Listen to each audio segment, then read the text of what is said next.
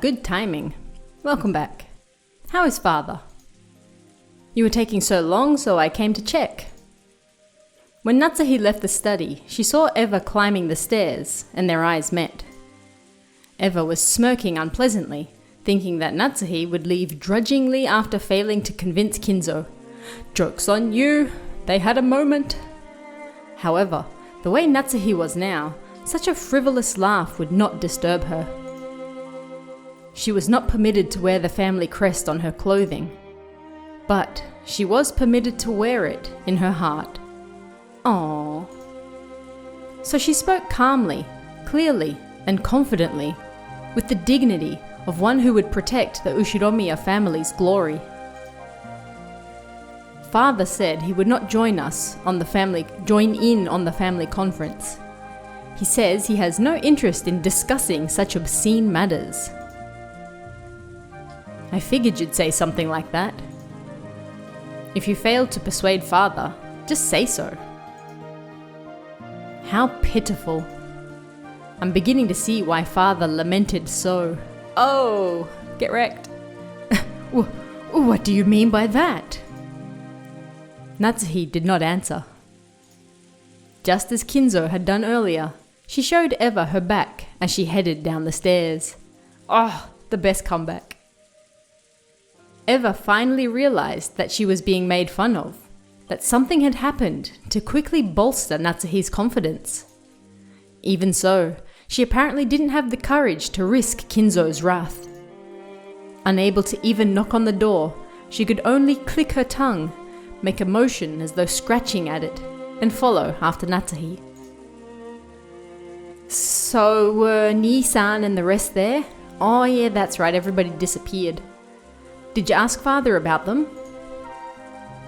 I didn't get the chance to ask, but they were not inside the study. Why on earth would they be inside the study? Father would never let them into his room to discuss such a lowly topic, so it is unlikely he knows where they went. Let us go downstairs and wait for the servants to return from their search. Breakfast may be late, but how would you like some tea, Eva-san? Poison it. I double dare ya. That would be fine. Is that a tattoo on her arm, or has she got like a stick on or something? Eva couldn't hide her confusion at the complete difference in Natsuhi's attitude. She was acting so boldly, and while Eva hated to admit it, she even had a sense of dignity about her. How dare she have dignity? How dare? Unable to find fault with anything, Eva could only follow Natsuhi back to the parlor.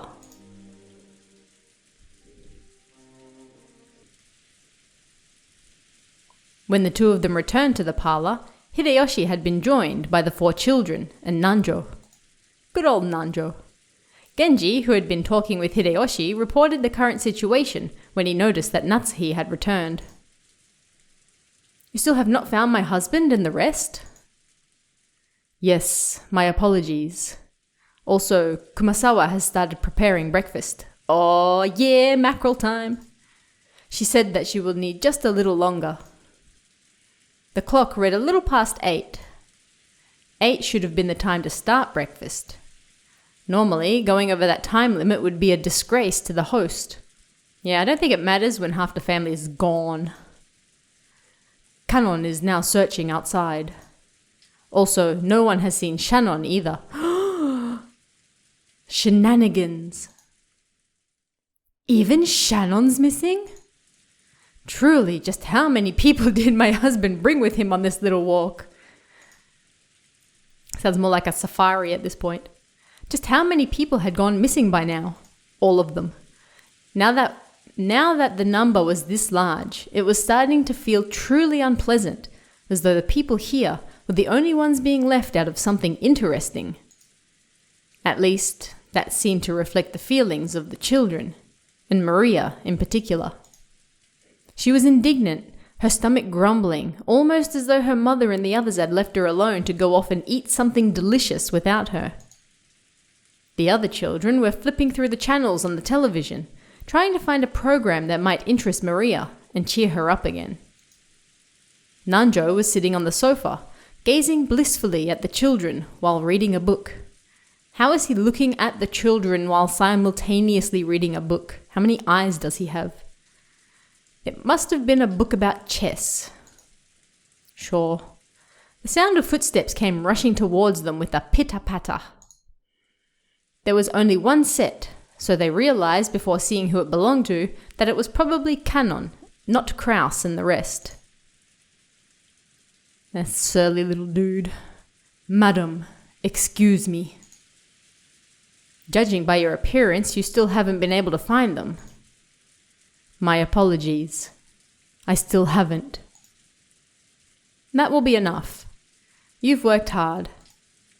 She didn't know where they were, but they had to be somewhere on this island. No shit. They hadn't had a thing to eat since the previous night, so their stomachs must be growling about now. They'd probably come plodding back of their own accord before long. By now, Natsuhi was thoroughly exasperated and started to feel that there was no reason for them to go out of their way in search. Seriously, if they're hungry, they'll find their way back. And if they're dead, well, they're dead.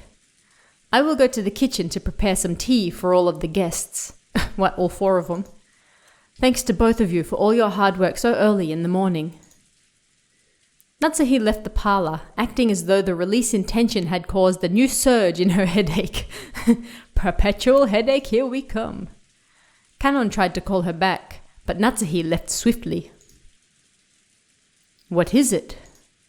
Was there something else? Yes. Ooh, do.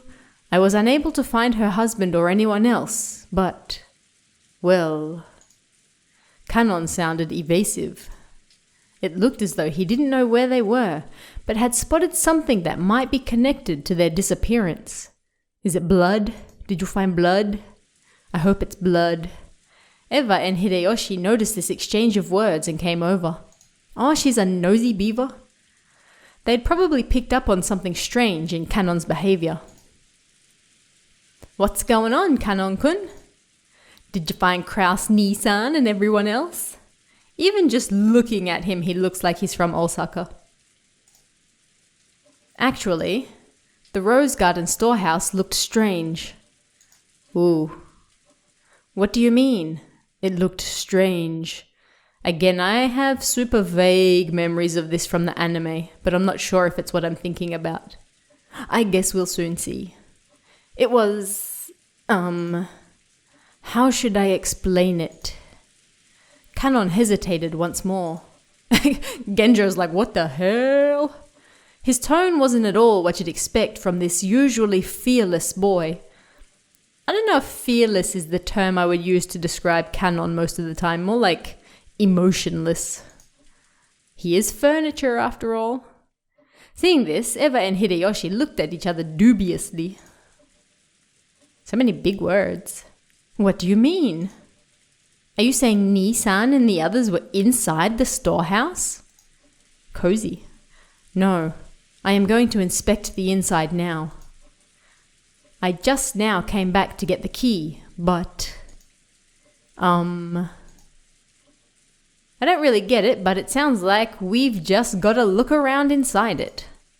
Where's the key to that storehouse? It is in the servant room. Let us check inside the storehouse at once. Let's go. Canon dashed off to the servant room and returned with the key. Genji left the parlor, saying that he would go check, but then Eva and Hideyoshi followed after him. What was this something strange about the storehouse that had caused the usually fearless Canon to hesitate?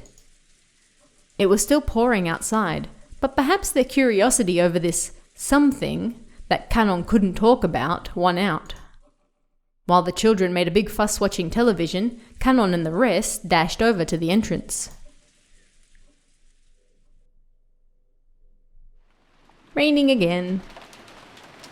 The Rose Garden storehouse was a place that housed various tools used to manage the garden. Wow, who would have thought that a garden storehouse would store garden tools? I am shocked. It was definitely not a pretty building. Because of its appearance, it had been built so that it was hidden in a corner of the rose garden. Kanon, Genji, Eva, and Hideyoshi came cutting across the rose garden holding umbrellas. They entered a small path just off the rose garden, which was normally off limits for those appreciating the garden and only used by those maintaining it. Take a shot every time they say garden. As they dashed down that, the storehouse came into view in front of them. Ooh.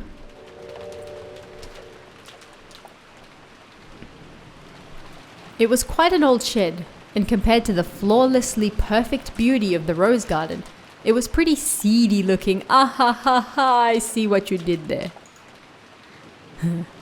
It was easy to understand why it had been built in a hard-to-see place. Eva and Hideyoshi arrived at the storehouse long after Kanon and Genji. Ha! Ha! You two sure are fast. I thought my heart was gonna explode. I never knew they had a storehouse way over here. But... what is that? Oh no, the rain cut off. Nani? Nani? When Eva looked where Kanon was pointing, she was at a loss for words. Ooh, spooky. Noticing this, Hideyoshi also followed Kanon's finger and was likewise too shocked to speak. Ooh! The entrance to the storehouse was a kind of shutter. What? Not a shutter. A kind of shutter. Okay. And there... dun dun... Everyone suddenly realized why Kanon had been unable to find words to describe what they now saw. On the shutter, which was completely... it was a kind of shutter before. Which was completely filthy from being exposed to wind and rain for so long. Stuck right on it. Nani? Ooh, what's this? There was something that looked like a strange dark red liquid. Ew, mucus. Ew. Or maybe it was some sticky paint. Ew, why would it be mucus? An indescribably eerie shape was drawn on the shutter with some kind of ghastly substance. It's the entrance to Silent Hill. The rain had caused it to drip down like fresh blood leaking from an open wound. Is that butterflies in it? No more beating around the bush. Some kind of mark was drawn there, with a ghastly substance that looked like blood. Yes, you just said that. In a shape that seemed to suggest something ominous. Indeed. 2 circles were drawn there, and inside them was a design that looked like a cross. I suppose if you tilt your head a certain way. The 4 ends of the cross were widely exaggerated, and it looked like some kind of crest from somewhere around Europe. What? Where? And in the cracks between these shapes, written closely packed together, were some unfamiliar characters, or possibly symbols. What a vulgar bit of graffiti. Have some taste, bro. Could this be one of those? One of what? One of those magic circles used in demonic ceremonies? Satanists on my island? Well, I never. It wasn't surprising that Hideyoshi would say that about such a ghastly shape, drawn with a deep red, dripping substance. Ooh, the wind. When was this made? There was nothing drawn here when I came by yesterday, before it started raining. We must do something before anyone else sees this.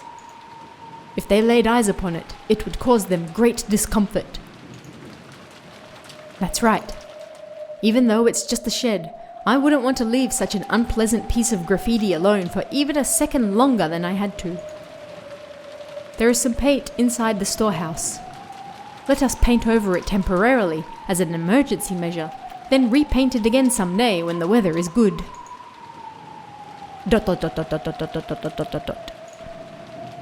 Genji remembered that he had just recently seen another scribble, and that it too had been made with a strange, dark red substance of the same color as this. Ooh, that must have been... That's right. He had seen it on the door to Natsuhi's room. Wait, I thought that was blood. Kanon-kun, let's remove this scribble quickly and go back, okay? Even though it's just a storehouse, it's really irritating to have graffiti around the home I was brought up in. What? How is it irritating? You don't even see it. Yes, ma'am. I will take care of it immediately. Kanon squatted in front of the shutter and unlocked it. He then lifted it up with all his strength. Use your legs, boy. Not your back. A boisterous noise resounded, and the eerie shape drawn on the shutter began to get sucked in through the top as the shutter was raised. At least for the time being, that ominous drawing disappeared from their direct gaze, and they all breathed a sigh of relief. Until...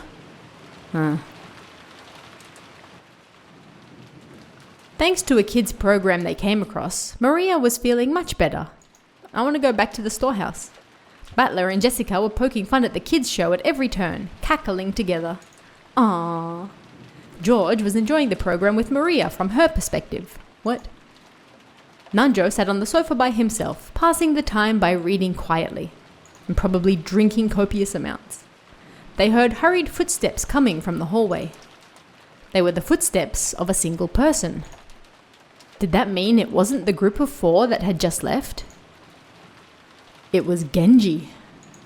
Dun dun! It was very rare for Genji, who considered being out of breath a violation of a servant's virtues, to be gasping for air. He had probably come dashing back from outside the mansion. His shoulders were soaking wet, and he didn't have his usual trim appearance. Excuse you, he's looking very fine right now. When Genji noticed Nanjo looking at him, he gave a small, silent bow and quickly approached him. Dr. Nanjo, my apologies. Please come with me, quickly. What? What is the matter? Yeah, Nanjo's drunk. As Genji whispered something into Nanjo's ear, Nanjo went pale. He rose from the sofa, trying not to be noticed by the children who were still engrossed by the TV. And the 2 of them rapidly left the parlor, muffling their footsteps. Just as they were about to exit the parlor, they came across Natsuhi, who was pushing a serving cart loaded with a tea set. Genji whispered something into Natsuhi's ear, and Natsuhi went pale too in apparent shock. Then, leaving the serving cart where it was, the 3 of them dashed towards the entrance. Nani, nani, nani. George noticed them running down the rose garden through the window. What's that? Why are his glasses always fogged? You should look into that.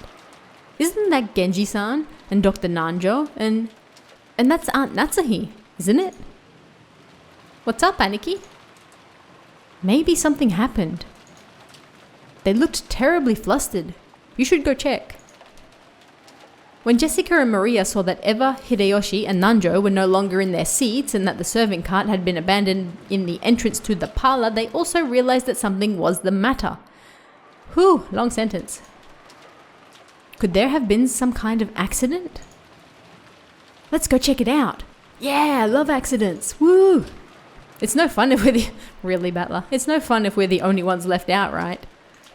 I was kidding, but he's actually serious. Ehehe. For some reason, what Battler said sounded extremely indiscreet. But they couldn't deny that they were a little insecure and concerned after seeing the adults run off into the rain without regards to their appearance. Oh no, not their appearance. Let's check it out, okay? I'm worried something might have happened. Jessica's uneasy words spoke for all of them. Hey Maria, are you coming too? Oh, you should probably not bring the kid, I have a feeling. I got a bad feeling about this. Or will you watch TV? Ew. Wanna watch TV. That's a good choice. Ew. Let's go on without her. Yes, abandon the child. Maria-chan, we'll be back soon. You keep watching TV, okay? Ew. By the time the kids made it outside, the adults were no longer in sight. But Jessica seemed to have a pretty good idea where they'd gone, judging by the direction they'd been running. Following Jessica, we ran through the rain-soaked rose garden. Who's we? I have questions about how not only does the narrative jump heads all the time, like within the same page it can go from like third person to first person. It's very strange. The wind seemed to suddenly get stronger. The malicious sound of thunder began to rumble like it had the previous night. It felt like an eerie something had surrounded the island and was trying to stop us from moving forward. Jessica, is there something over this way? I'm pretty sure there's a shed for gardening tools or something. Yeah, I think I know what's coming up now. What in the world could be going on in a place like that? Just as Jessica had said, they began to see a storehouse in front of them. They could also see the adults there. The shutter to the storehouse was open, and several adults looked as though they were searching for something. For some reason, only Natsuhi was outside the storehouse. Without even holding an umbrella, she looked like she was hanging her head, and her back was facing them. There was Genji, Nanjo, and Natsuhi, who had just left the mansion. Yes, we know, we just saw them. The ones who'd left earlier, Kanon, Eva, and Hideyoshi, were also there, making for a small crowd of people. Isn't that like literally everyone who hasn't disappeared yet? But there was absolutely no bustle of activity. When Natsuhi realized that the children were approaching, a terrible expression rose to her face, and she ran at them with her arms spread wide. Clothesline! You mustn't come any closer! Go back to the mansion! But despite that, no, because of that, the kids saw the scene Natsuhi was trying to keep them away from. Nani? Inside the storehouse, with its shutter wide open, a faint fluorescent light shone down.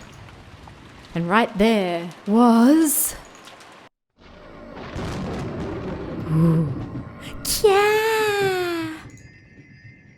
Jessica's piercing shriek ran out. I'm not gonna scream, that'll just destroy my throat. But that was just because Jessica's scream was the loudest. Oh, the music. Dum dum dum dum. The same thing spilled out of Battler and George's mouths as well. Eva spread her arms just like Natsuhi, roaring at the kids with a bone-chilling expression on her face. George, take everyone and return to the mansion! Quickly! Right now! When Natsuhi spread her arms, I thought she was... See, look, we've changed again. Stop changing from first to third. I thought she was trying to prevent us from advancing any further.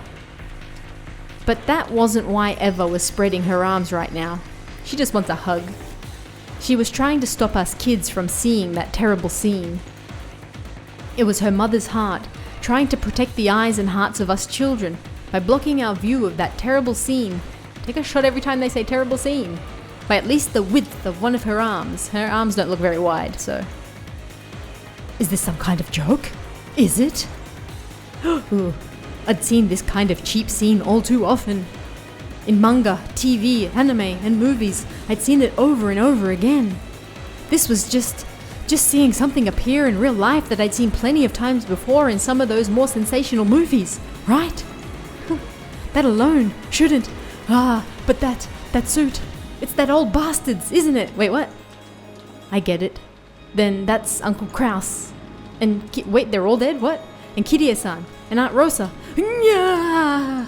Wait, whoa. Dad! Oh, you mustn't, Jessica. You mustn't go in. You mustn't look. Too late for that. Dad! Ah! Oh, that just ramped up to 10,000. Ooh, rigor mortis has set in across the entire body. Most likely 6 hours or more have passed since death. I don't remember so many people dying at once. Oh my. As far as I can tell by looking at the damaged area, there is a high probability that they were damaged after their deaths. Oh no, that's wrong. No, I must watch what I say. You think? It's a little late for that now. I'm a general practitioner. Examining corpses is outside my area of expertise. Ooh. So what's going on here? Just killing them wasn't enough? So they went on to do something like this? The devil! This here's the work of the devil! Oh, that music. Aunt Natsuhi caught Jessica in her arms and Aunt Eva caught George Anarchy. So I was the only one who could approach the entrance to the storehouse. Ah, if only there had been someone there to catch me too.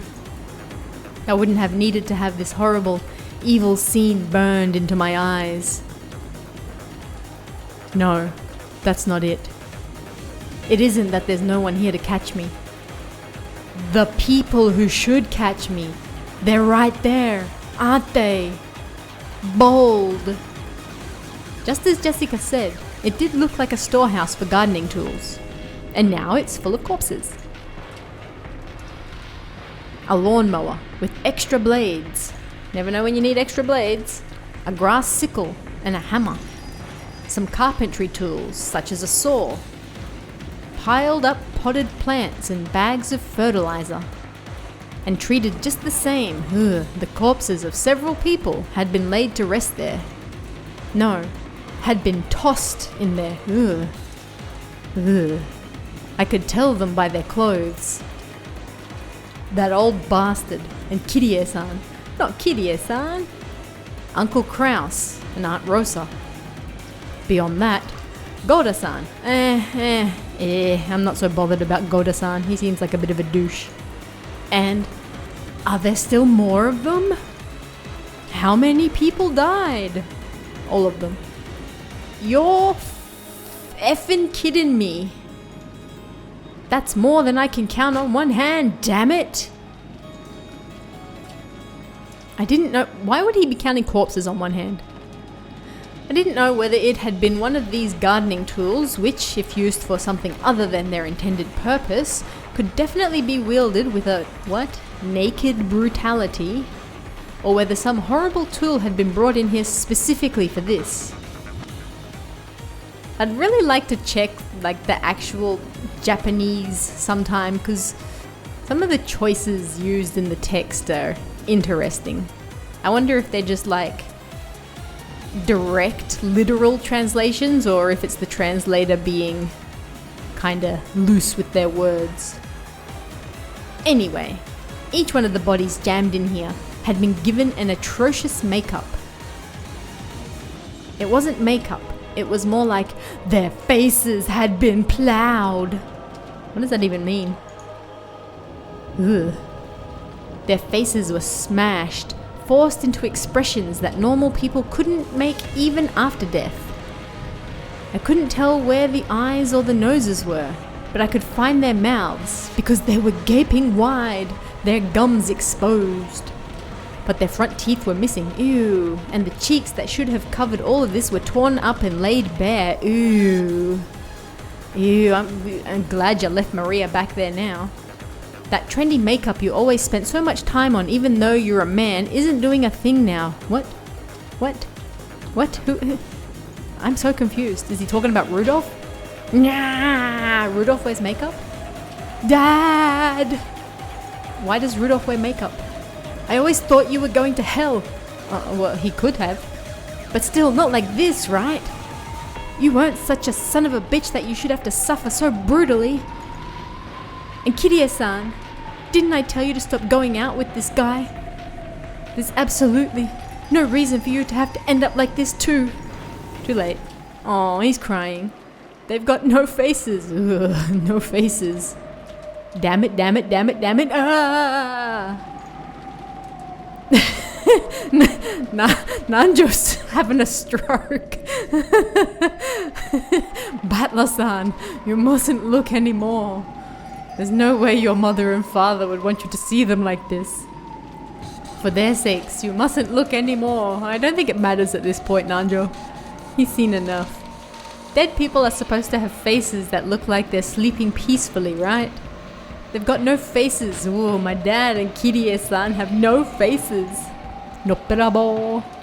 I don't even know what kind of faces they were wearing when they died. They're probably the same ones. What's wrong with me? Will I have to see these smashed, monster-like faces every time I remember them? Unfortunately. That's just great. I didn't want to remember that old bastard's smug face anyway. Just great. Just great. But why even Kirie-san's face? Kirie-san wasn't a crook. Sure, she ticked me off a bit now and then, but she was like a cool big sister to me. This is wrong. This is all wrong. At least Uncle Kraus has it better, doesn't he? It's not his whole face, just the side. At least he's got half his face left, right? Ooh, that's still better. That's still better. No! Jessica filled her ears with the sound of her own screaming, trying to shut out my reckless words. Stop it, Battler-kun. Just stop it. Just stop it. Aniki, Aniki. Ah! Disregarding age and appearance, I fell to my knees, clinging to Aniki's waist and sobbing. It was as if I was crying on behalf of everyone there. Representing the feelings of everyone there, I screamed over and over. Well, that got eventful real quick. I was joking that they were all dead. RIP.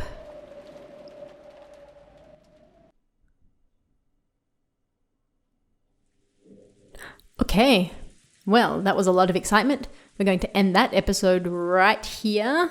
And I'll see you again to, I suppose, explore the rest of the corpse storehouse in the next one.